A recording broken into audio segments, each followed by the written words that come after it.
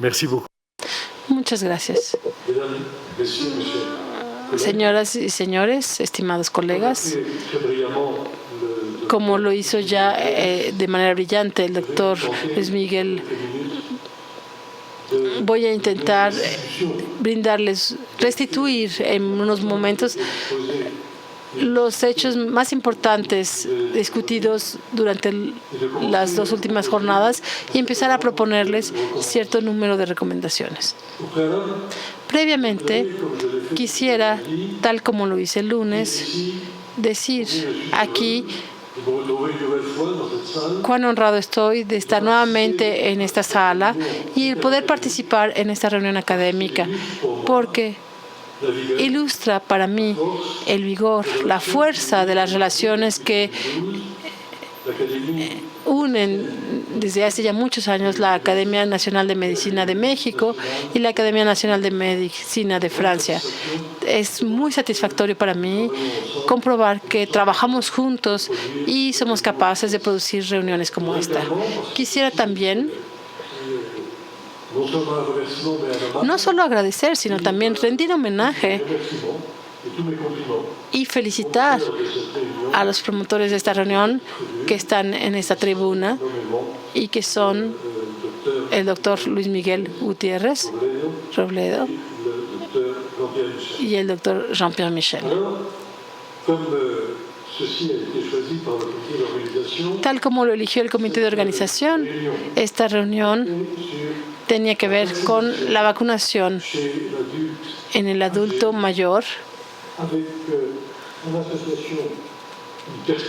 adoptando una perspectiva de acción a lo largo del curso de vida, y se colocó bajo el sello de Louis Pasteur. En efecto, es lógico que a todo lo largo del siglo XX se pensara que después de los trabajos de Pasteur, que transformaron radicalmente la actitud pasiva de la medicina ante las enfermedades infecciosas, se pensaba que esas enfermedades iban a desaparecer. Y sin duda alguna, y ese es el objeto de esta primera diapositiva, es subrayar que la medicina, gracias a la vacunación, logró grandes avances. Algunas enfermedades ya han sido erradicadas de la tierra. Así ocurrió ya con la polio y la viruela. Otras enfermedades no han desaparecido, pero ya tienen una prevalencia muy baja, en ciertos países al menos, y en otros países ya han desaparecido del todo. Es el caso del tétanos neonatal, de la fiebre amarilla y de la tuberculosis. Pero sería un error, un grave error, quedar satisfecho con estos resultados y pensar que ya se han extendido al conjunto de las enfermedades infecciosas. Y hay que mostrar que estas enfermedades siguen teniendo zonas de sombras, zonas de fracaso, y muestran el déficit de nuestra acción en materia sanitaria gracias a la vacunación. Y entonces hemos elegido aquí presentar esta primera diapositiva que de manera aritmética, subrayo, aritmética, ilustra la correlación que existe entre, por un lado, el nivel de inmunización, es esta curva de color lila, y del otro lado tenemos la tasa de vacunación. Podemos comprobar que mientras subsiste un nivel de inmunización elevado, las enfermedades tienen tendencia a disminuir e incluso casi a desaparecer. Pero en cuanto a la cobertura vacunal disminuye, inmediatamente la enfermedad reaparece. Y de manera muy significativa, en cuanto la inmunización baja, la prevalencia de la enfermedad se eleva. es realmente una relación casi aritmética. Hay una correlación entre la cobertura vacunal entre la población y el control de las enfermedades ante las cuales nos está protegiendo.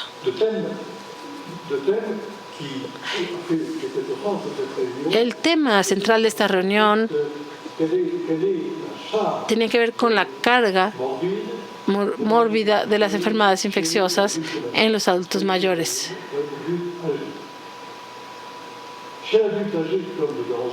Entre los adultos mayores, como en el resto de la población, las enfermedades pueden ser prevenidas gracias a la vacuna. Pero es penoso comprobar que la situación de la persona mayor en esa situación es muy diferente de la situación del niño o del joven adulto. En efecto, como veremos en el cuadro siguiente, en Estados Unidos pudo comprobarse que alrededor de 1.000 a 3.000 niños siguen muriendo cada año por enfermedades que habrían podido ser evitadas gracias a la vacunación. Eso es demasiado. Pero de manera significativa, cuando uno se interesa por los individuos mayores, estas cifras se vuelven todavía más considerables. Ya no son 1.000 a 3.000 individuos, sino 50.000 a 70.000 individuos adultos de Estados Unidos que mueren cada año por enfermedades que podrían haber sido evitadas por la vacuna. Hay una diferencia de tratamiento muy evidente entre la vulnerabilidad de las personas mayores respecto al conjunto de la población, incluyendo a los niños y a las poblaciones frágiles. Esto nos lleva a poder asegurar que las enfermedades infecciosas en los adultos siguen siendo demasiado olvidadas, demasiado a menudo olvidadas. Vamos a revisar ahora rápidamente, para continuar en el mismo camino, a la distinción entre diferentes fracciones de la población: los niños, los adultos mayores. ¿Qué tratamiento se dirige a cada una de estas franjas de la población? Podemos ver aquí que en el caso de los niños, las políticas de vacunación en general, de manera bastante general, siguen lineamientos precisos, son políticas bien aceptadas y muy eficaces.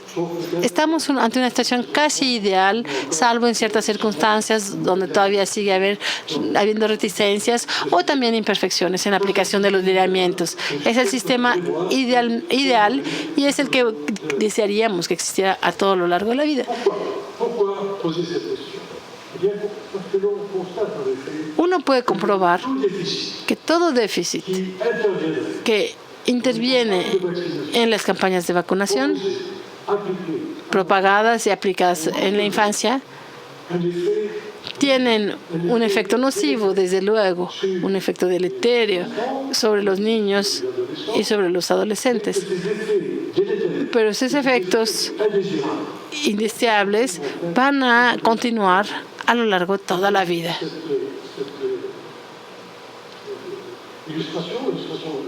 Aquí tenemos un cuadro que nos muestra, tras una encuesta que indagó en torno a los enfermos de sarampión. Naturalmente, hay una prevalencia muy fuerte de la enfermedad durante la infancia asociada a una insuficiencia de vacunación. Es algo bastante esperado, pero esta insuficiencia de vacunación va a conducir, de hecho, a una vulnerabilidad anormalmente elevada de las poblaciones de mayor edad, adolescentes, jóvenes adultos y también de los ancianos. Y si hacemos que esta política precoz de vacunación, que es aplicable a los niños, cuando falla, obviamente va a penalizar a los niños, pero también va a acarrear, más allá de la infancia, una vulnerabilidad más grande y una prevalencia de la enfermedad todavía superior. Esto nos muestra que esta vacunación infantil no solo es sumamente útil y eficaz entre los niños, sino que más allá de los primeros tiempos de la vida, esa vacuna infantil va a influenciar la epidemiología de estas enfermedades mucho más tardíamente. Una ilustración más nos muestra esta correlación estrecha en materia de políticas sanitarias en un país entre la empresa vacunal, las campañas de vacunación y la prevalencia de ciertas enfermedades. Este esquema, obtenido gracias a encuestas que se realizaron en Japón, expresa la tasa de mortalidad por neumonía y por infección gripal, influenza, en una población. Aquí se ve que esta población ha tenido grandes variaciones y obviamente se intentó determinar cuáles podían ser los factores que rigen estas diferencias de mortalidad. Se ha identificado varios de estos factores. En 1962 se estableció entre la población japonesa un programa de vacunación para los niños en edad escolar con una vacuna antigripal que fue aplicada de manera masiva.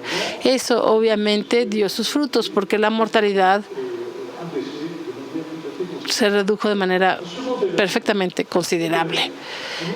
Llega un segundo momento, porque algunos padres toman la iniciativa de rechazar la vacuna e inmediatamente en 1987 la tasa de mortalidad vuelve a subir. Y finalmente, doble verificación, doble demostración. En 1994 el programa de vacunación es abandonado y la tasa de mortalidad vuelve a subir de manera considerable. Es casi una demostración aritmética, una vez más. Es mecánico, una correlación estrecha entre estas campañas de vacunación, su aplicación general y sus consecuencias mórbidas o hasta fatales, como es el caso en este esquema.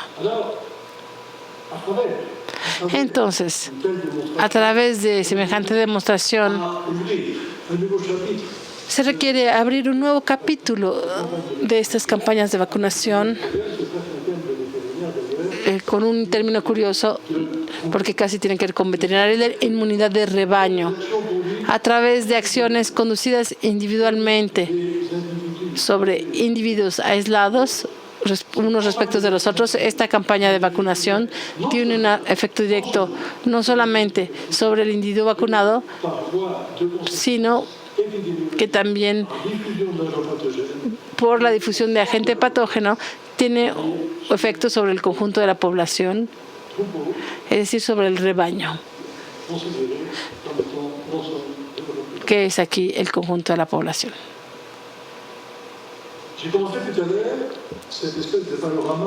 Para abrir este panorama, inicié hablando de la política de vacunación entre niños, para los niños. Hoy, durante las jornadas que acaban de terminar, hablamos mucho de la vacunación entre los adultos mayores. Y las preguntas que nos hacíamos hace rato, que el doctor Gutiérrez nos recordó, fue cómo mejorar esa vacunación,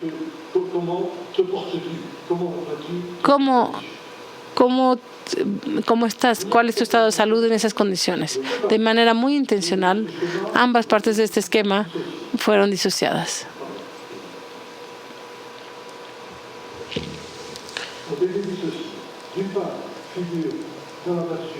En la parte superior tenemos la figura de la vacunación de los niños y en la parte inferior la vacunación de los adultos mayores. Entre ambos hay un espacio libre y ese espacio es el de la vacunación para las poblaciones de adultos de mediana edad, porque los datos que les presenté hace un rato son una anticipación de lo que ahora voy a decir. Esta especie de foso entre lo que deseamos, la vacunación para niños y lo que deseamos para los adultos, se ve marcado por este eslabón que corresponde a la vacunación del adulto de mediana edad. Por ahora,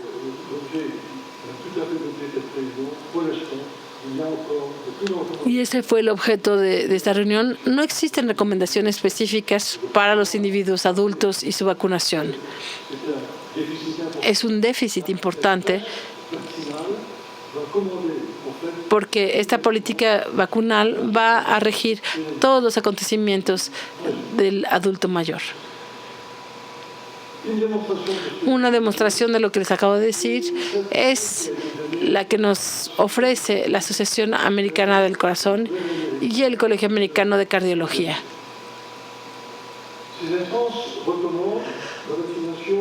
Ambas instancias recomiendan vacunarse contra la gripe como un elemento de prevención, no solo de la enfermedad infecciosa que es la influenza, sino también como prevención de otros estados patológicos. Esto fue ilustrado de manera notable y de manera muy clara, porque esta encuesta ha mostrado que la vacunación contra la gripe está asociada y de hecho provoca una disminución del riesgo de mortalidad por afección cardiovascular de 75%, es decir, que 3/4 partes de los individuos que habrían tenido estas infecciones cardiovasculares mortales se salvaron gracias a la vacunación contra la gripe. Otra ilustración que va en este mismo sentido, la misma vacunación contra la gripe se asoció con un decremento de 24% en el riesgo de accidentes cerebrovasculares. Es una demostración clarísima, a mi entender, de los efectos benéficos que puede tener una campaña de vacunación, no solo sobre la prevención de la enfermedad a la que se dirige, sino también a un conjunto de trastornos patológicos que de manera superficial podían parecer como que no estaban asociados. Y llego aquí ya a la conclusión de este resumen. Estamos muy contentos de que la vacuna entre niños haya sido uno de los mayores éxitos de la salud pública. Ahora hay que entrar a una segunda fase en la política sanitaria para llenar lo que yo llamé la brecha que existe entre la vacunación de los niños y la vacunación de adultos. Esta brecha, de manera previsible, podría ser colmada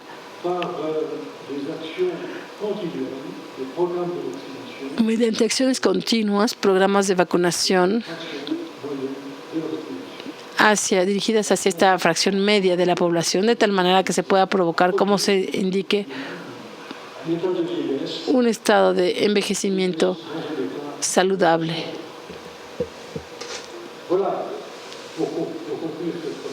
Entonces, para concluir esta primera parte, este es el esquema ideal que vamos a tratar de alcanzar y en torno al cual vamos a reflexionar, encontrar la manera de establecer esta cadena racional, esta continuidad racional que existe a través y gracias a campañas de vacunación que se dirigen no solo a los niños, sino a lo largo de la vida a todos los adultos, no solo los de edad media, sino también los adultos mayores.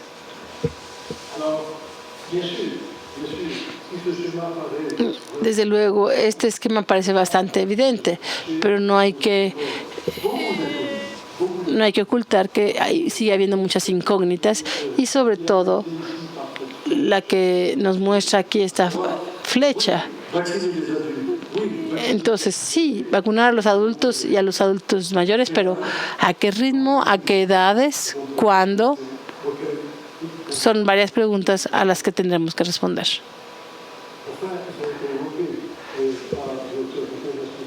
El doctor Gutiérrez ya lo mencionó hace un rato. Resulta obvio que cuando hablamos de adultos mayores es una cohorte muy grande, muy heterogénea, con desigualdades muy grandes en términos de inmunosenescencia. Y son los datos científicos los que nos faltan todavía como para definir la o las edades óptimas para la vacunación. Hace un rato les hablaba de estas vacunaciones por cohorte o la vacunación de rebaño para ilustrar cuántos esfuerzos quedan aún por realizar. Existe dentro de las poblaciones grandes diferencias.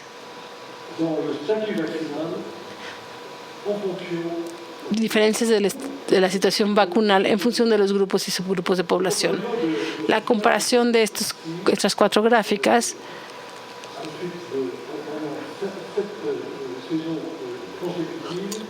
que se estudió durante 7 temporadas consecutivas muestra que la cobertura vacunal en grupos de población diferentes, a saber, los ancianos con enfermedades crónicas, los enfermos de enfermedades crónicas de todas edades y finalmente, como cuarta categoría, el personal de salud. Pues bien, la cobertura vacunal es muy diferente según los individuos. Si comparamos la segunda gráfica con la primera, vemos que los ancianos con enfermedades crónicas, probablemente debido a los cuidados médicos más intensos, tienen una mejor tasa de vacunación, tienen una inmunidad superior al grupo general de los ancianos. Vemos también que independientemente de su edad, los enfermos con enfermedades crónicas tienen una relativamente buena tasa de vacunación. Pero el punto importante que debemos subrayar aquí es esta última gráfica, la cuarta, porque entre los 4 conjuntos de datos que vemos aquí es realmente lamentable que el personal de salud sea el que tiene la cobertura vacunal más baja. Ahí hay una anomalía de comportamiento porque no hay datos materiales ni fácticos que puedan explicar esto. Es una cuestión de comportamiento y es inaceptable este déficit en la cobertura vacunal. Como conclusión a todo esto, hemos recorrido el conjunto de las situaciones de la cobertura vacunal a través de las poblaciones y lo más importante que apareció de manera clara durante estos 2 días es que cuando hablamos de inmunidad hay que considerar que es el conjunto de la población, el rebaño en su conjunto, el que debe ser considerado.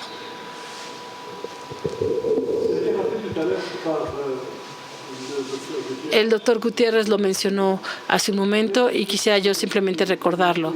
A través de lo que hemos podido corroborar durante estos 2 días, pudimos recordar y entender que más allá de un papel protector del individuo ante ciertas enfermedades, la vacunación en general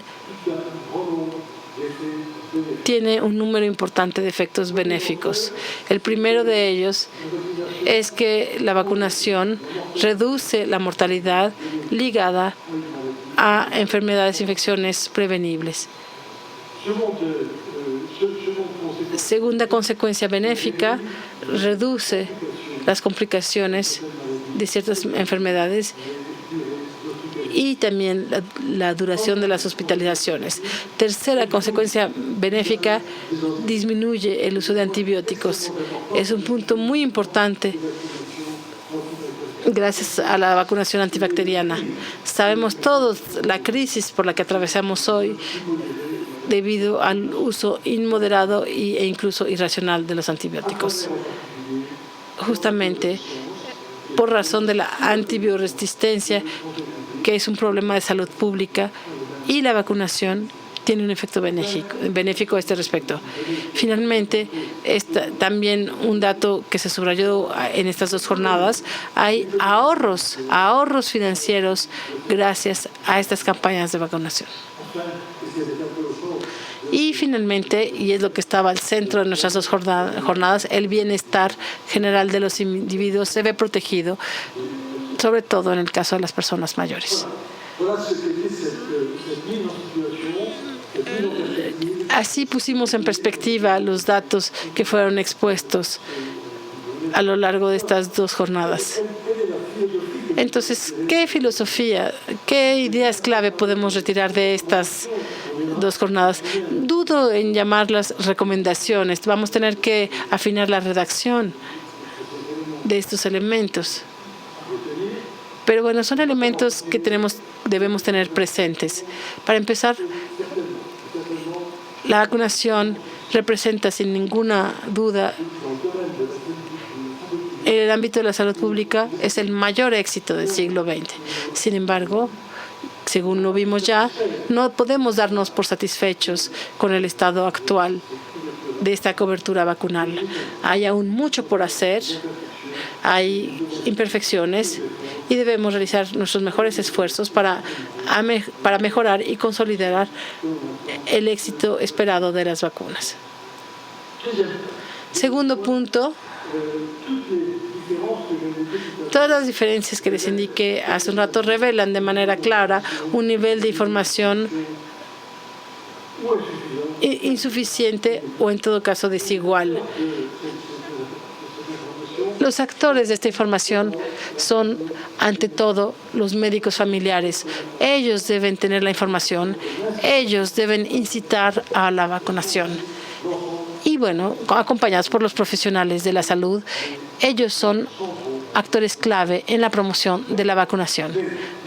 Pero también deben pensar en que ellos son individuos sensibles a las enfermedades y entonces no se trata nada más de promover la vacunación, sino que también tienen que aplicar esa vacunación a sí mismos. El cuerpo médico debe vacunarse y vacunar. Tercer punto,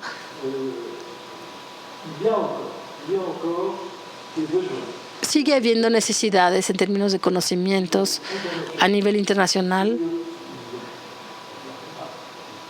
sobre el potencial de las vacunas, sobre el seguimiento epidemiológico de las enfermedades. Y esta eficacia y esta efectividad de la vacunación sigue exigiendo muchos trabajos para que puedan ser mejor conocidos y mejor atendidos.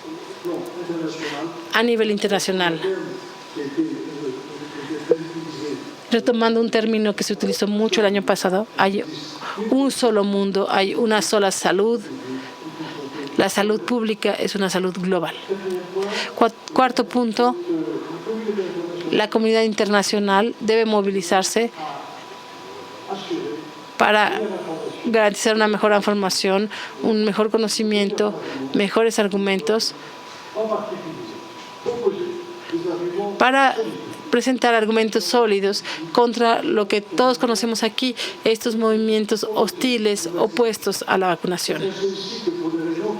Por razones ligadas a menudo a principios filosóficos, religiosos, hay campañas muy violentas, muy poderosas antivacunación.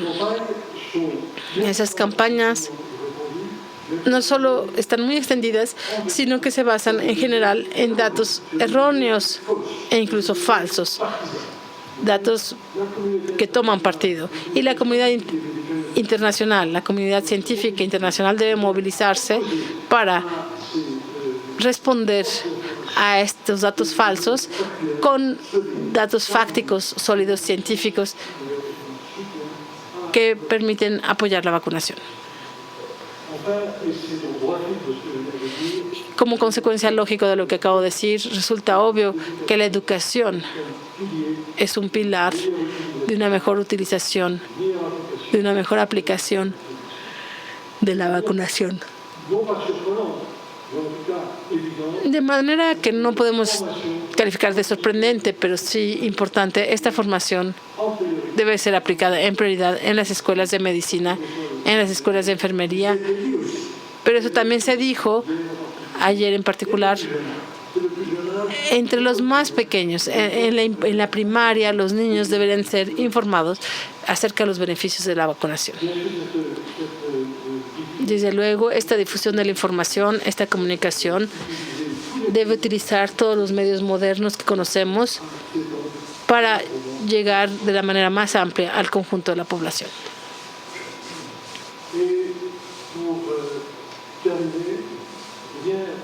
Y para terminar, todas estas acciones de promoción, todas las acciones de difusión de información deben ser apoyados por instituciones. Y desde luego, aquí estamos en un marco interacadémico.